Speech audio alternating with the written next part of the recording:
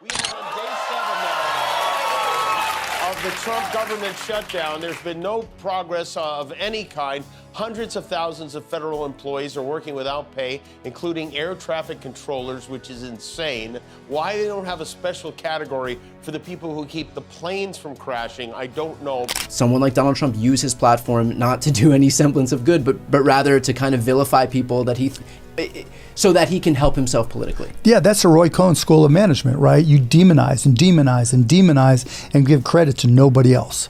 And that is the antithesis of good leadership. That's the antithesis of good character. That's the antithesis of being ethical. That's who Donald Trump is. I've known him for 25 years. I'm never going to say we were best friends, but he is the most unethical,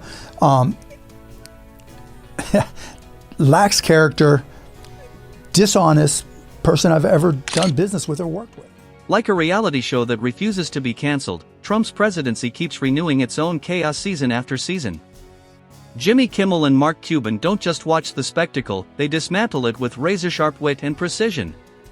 Together, they strip away the noise, exposing the self-proclaimed emperor of exaggeration beneath the bluster. What unfolds isn't mere mockery, it's a masterclass in comedic truth-telling, a fearless takedown of America's most overhyped performance of power. Government is shut down. 9 days now shut down.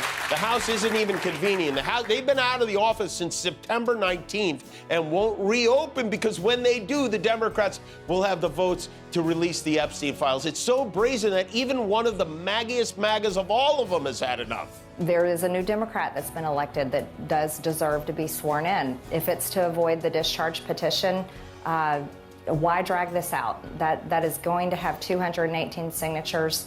And so I say go ahead and do it and get it done. I'm like, Donald, why don't you go to a local small business and sit there at the table and just show off your business chops, right? And show people your business. He goes, Mark, Donald Trump and Mark Cuban don't go to people's houses and have dinner. Are you kidding me?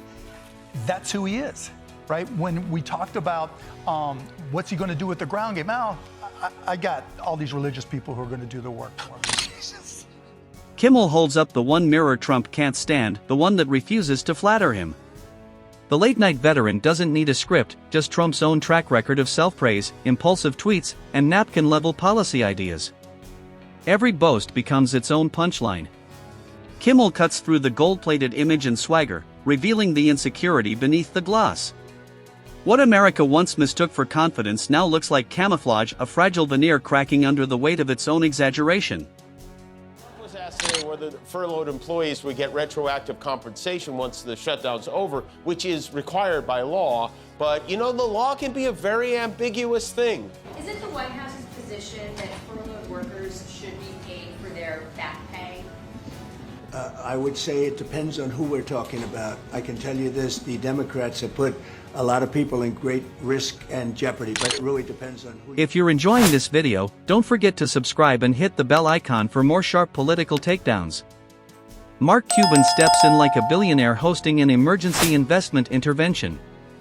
He analyzes Trump's presidency the way a seasoned investor dissects a doomed startup pitch, only this one's coming from a man who still treats the White House like a luxury resort. Cuban doesn't rant, he calculates. Every jab lands with precision, exposing Trump's so-called business genius as a relic of failed branding aged about as well as a Trump University diploma. It's rare when you see somebody get stupider before your eyes, but he's really working at it. And so you got to give him credit. It's not an easy thing to do, but he's accomplished it. When he talks about his great renegotiations, they're renegotiations. So tell me if you think this is a good deal. I lose 4 casinos. They go out of business, but I'm really good at renegotiating the debt of my companies who have already gone out of business. Trump's administration plays out like the most expensive improv show in political history, each week a new twist, scandal, or 3 a.m. brainstorm gone wrong. Kimmel turns that chaos into comedy gold, because how could he not? Every speech feels like a blooper reel, every press conference a deleted sitcom scene starring a man who insists he's still in control. It's politics meets parody, and Kimmel's laughter isn't mockery, it's the nation's collective sigh turned into a punchline. For the most part, we're going to take care of our people. There are some people that really don't deserve to be taken care of, and we'll take care of them in a different way. Why does he always sound like the dumbest member of the crime family? You remember in Goodfellas, Frankie, after the airline heist, he immediately bought his wife a fur coat? Frankie. Cuban takes a different route. While Kimmel laughs, he calculates. To him, Trump's leadership looks like a mismanaged portfolio, high on noise, low on returns. For every boast of economic genius, there's a trail of inflated stats and self-given trophies. Cuban knows business, Trump knows branding. But branding doesn't balance budgets, and reality TV charm doesn't govern nations. His smirk isn't mockery, it's the look of a man watching someone brag about winning a race they never even ran. Trump fan at all. Yeah. Used to be, but they kind of grew out of it. You know, I came out saying I was for him. Mm-hmm. He sent me a text. I'd done a CNN interview. Who, Donald? Yeah, Donald. And so he sent me what happened because he saw a CNN interview where I criticized him. I told him, I'm like, you got to start learning the issues, right? You can't just talk, you know, at some point, all these things are important. Then you've got to learn this stuff. And I just never felt he made an effort to learn anything. Not just that, but anything. Kimmel and Cuban dismantle Trump's image with surgical precision. Kimmel exposes the absurdity of a president more obsessed with applause than problem-solving, while Cuban dissects how that same hunger for the spotlight turned the Oval Office into a permanent campaign stage. The man who once mastered media manipulation now drowns in it. Every attempt to control the story only fans the flames. Kimmel recalls Trump's endless feuds, from celebrities to senators, a timeline of grudges that never expire. The slogans, the deals, the loyalty tests, it's all reruns of the same act. Cuban, ever the businessman, likens it to watching someone use boardroom cliches to navigate global diplomacy, as if world alliances could be sealed with a handshake and a sales pitch. It's the same thinking that worked in casinos, not cabinet meetings. Together, they strip away the theatrics, revealing a presidency built not on policy, but on performance, and a performer who finally lost his audience. Trump met at the White House today with the Prime Minister of Canada, Mark Carney. This poor guy, you know, Trump slapped a 35% tariff on Canada after claiming Canada is a significant source of migrants and fentanyl entering the United States. And now, in order to get relief from that tariff, Carney has to promise he'll cut off the flow of drugs coming over the Canadian border, which shouldn't be difficult because of all the fentanyl seized at the U.S. border last year, 0.2% of it came from Canada. So basically what Carney has to do is like convincing your toddler you got rid of the monster under his bed. As Kimmel tears into Trump's latest public outburst, he frames it as a masterclass in self-pity disguised as pride. His comedic rhythm lands effortlessly because the absurdity needs no exaggeration, a former president responding to critics like a stand-up heckler instead of a statesman. The irony writes itself. The man who once mocked others for being too sensitive now holds the unofficial record for taking offense at everything. Cuban, the strategist, shifts from laughter to analysis. He dismantles Trump's economic bragging rights with precision, exposing how the supposed prosperity was built on inflated stats and selective storytelling. He points out that in any real business, investors would abandon a CEO who spun failure into self-praise, yet in politics, such spin somehow sells. It's the only industry, Cuban muses, where performance outshines productivity. Together, Kimmel and Cuban paint a portrait of leadership that thrives on reaction, not results. Kimmel jokes that Trump's speeches loop like a broken remix, the same slogans, the same victories, the same villains over and over again. It's as if America's stuck in a rerun marathon no one asked for. The real punchline? Trump has become his own parody, a man so busy rewriting his legacy, he's lost sight of reality itself. Let's just be thankful that we are in the strong, capable, darkly bruised baby hands of the orangutan in the Oval Office, as healthcare for millions of Americans hangs in the balance. Our president is scheduled for his annual checkup tomorrow at Walter Reed Hospital. This will be his second yearly checkup this year. He had one 6 months ago, but it feels like it's been a year, so they decided to... Cuban dives into Trump's financial past to reveal the blueprint of his political playbook, an empire of excess built on ego and illusion. The gleaming towers, the golden logos, the brand that feeds on controversy, Cuban calls it a masterclass in misdirection. Make noise, steal headlines, and hope no one checks the receipts. Behind every big promise lies a paper trail of unpaid bills and exaggerated wins. It's business showmanship masquerading as political brilliance, and Cuban exposes it with the calm precision of a man who's read every line of the fine print. Kimmel, the comic counterbalance, turns that analysis into satire. He compares Trump's media strategy to a kid's game of attention tag. When the spotlight dims, Trump manufactures outrage. When it fades, he starts another feud. The pattern is predictable: chaos as oxygen, controversy as comfort. Kimmel doesn't have to exaggerate, he just narrates the routine. Meanwhile, Cuban highlights the contradiction at Trump's core, a self-proclaimed dealmaker who turns partners into enemies and opportunities into spectacles. Investors crave stability, Trump sells unpredictability. Kimmel supplies the laughter, Cuban the logic. Together, they conduct the most entertaining financial audit of a presidency ever seen, exposing how the so-called titan of industry built not an empire, but an echo chamber. In the end, Trump's greatest product isn't success, it's himself. Something that just astonished me. When he was going through his trials in New York for misleading on his loan forms, right? During one of the trials, Michael Cohen got up there to testify. And he testified about how Donald Trump asked him to short pay vendors. And he was proud of the fact that he did it for Mr. Trump, as he called him, right? I don't know why, but I expected, you know how he would hold a little impromptu press conference after each day of the trial? For some reason, I thought he would come out and say, no, I never asked him to short pay vendors, right? Didn't say a word about it. Probably the worst thing you could say about a business person is he short pays his vendors. He doesn't pay what he owes. That is the ultimate arbiter of trust that you have with any business person. Do they pay you when you... As Trump continues his rallies, now resembling greatest hits tours of old grievances, Kimmel paints the scene with biting humor. The crowd roars, the music blares, and Trump basks in the glow as if applause could rewrite history. The irony is delicious: the louder the cheers, the thinner the confidence. Kimmel finds comedy in the contradiction, a leader who mistakes performance for progress, and repetition for relevance. Cuban takes the analysis deeper. To him, Trump's presidency mirrors a collapsing business, overconfident, overextended, and deep in denial. He describes it as a company obsessed with PR instead of product, slogans instead of solutions. Every promise is marketing, every failure, a spin. Eventually, Cuban notes, even the most dazzled investors, the people, notice when the stock stops paying dividends. He doubles down on the analogy, envisioning Trump as a CEO of chaos, attacking competitors instead of innovating, replacing accountability with applause, and calling critics fake news like disgruntled customers. It's corporate dysfunction dressed as political brilliance, a spectacle sold as success. And as Cuban laughs, it's clear, the show might still play loud, but the brand is quietly going bankrupt.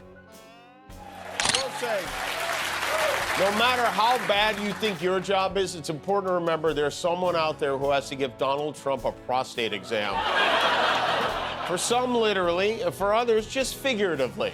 How about we go to Marco? You can talk a little bit about what's going on and, well, go ahead. Yeah, Mr. President. I don't know if one day perhaps the entire story will be told about the events of yesterday, but suffice it to say, it's not an exaggeration that none of it would have been possible without the President of the United States being involved.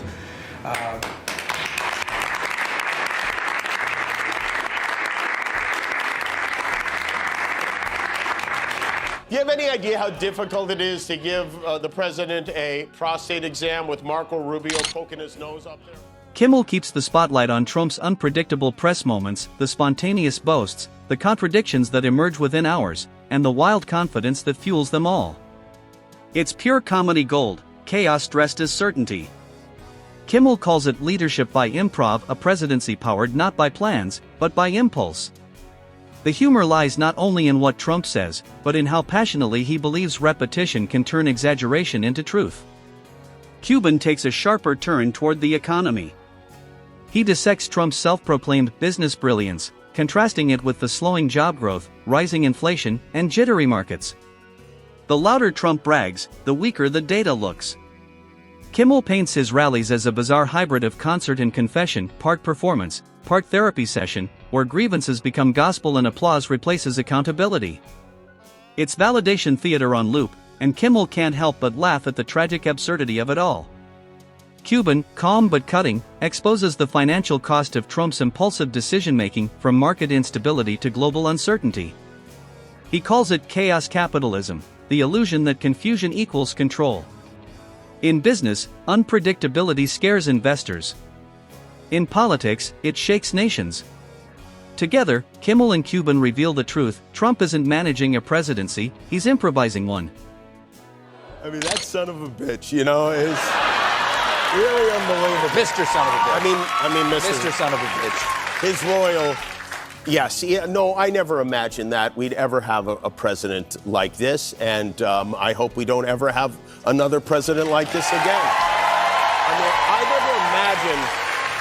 I never even imagined there would ever be a situation in which the president of our country was celebrating hundreds of Americans losing their jobs. There's somebody who took pleasure in that. That, to me, is the absolute opposite of what a leader of this country is supposed to be. Together, Kimmel and Cuban deliver the full portrait: Trump, the self-styled entertainer-in-chief, driven more by image than impact. Kimmel laughs at the absurdity, Cuban dissects the aftermath. What unfolds is a portrait of leadership turned spectacle, governance reduced to branding, and responsibility replaced with relentless self-promotion. Kimmel savors the irony: the man who once symbolized success has become its parody. Every boast reveals insecurity, every victory lap exposes emptiness, every attempt at control spirals into chaos. Cuban highlights how Trump's obsession with optics has real-world costs: unstable policies, shaken markets, and fractured trust. He calls it leadership through illusion, a model where perception outruns performance. Kimmel thrives on that contradiction, observing how the man who can't stop claiming he's the best keeps proving he's the most desperate to be believed. The duo returns to humor, because sometimes it's the only way to face the fatigue. Kimmel jokes that the only predictable part of Trump's presidency is its unpredictability, a daily cycle of outrage, denial, and distraction. Yet beneath the laughter lies exhaustion, the collective weariness of watching a leader who performs power like a role he never quite learned to play. Government is now officially shut down because we don't have funding to pay the federal workers. Trump really is running the country like it's one of his businesses. He said he would. Just to give you some perspective, the government being shut down is even worse than when it's up and running. Republicans would like you to believe that Democrats shut the government down, but the bill they wanted the Democrats to sign would knock out about 15 million Americans from health insurance. If this bill passes, your health insurance premiums could go up 75%, so there was no way the Democrats could vote for it. It's like like going to dinner and the waiter says, you must order lasagna, the chef made it today, and a bunch of you are going to get food poisoning from it, but if you don't eat it... Cuban captures that exhaustion with surgical precision. He describes it as every investor's worst nightmare: a CEO who confuses attention with achievement, chaos with creativity, and loyalty with competence. It's the kind of leadership that burns bright, feeds on noise, and leaves nothing sustainable behind. His words cut not from anger, but from clarity. Trump's empire, Cuban explains, runs on spectacle, not substance, a system where confusion is a tool, confidence is camouflage, and truth is optional. Kimmel, meanwhile, delivers the humor that makes the truth impossible to ignore.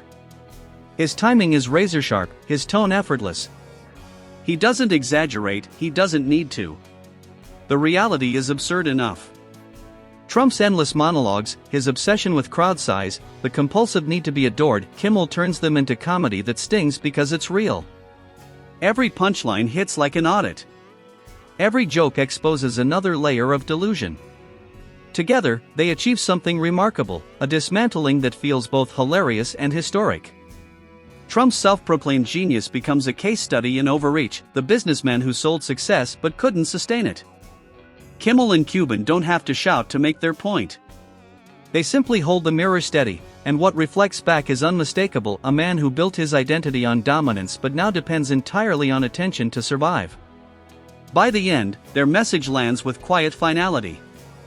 The laughter has shifted. It's no longer applause, it's awareness.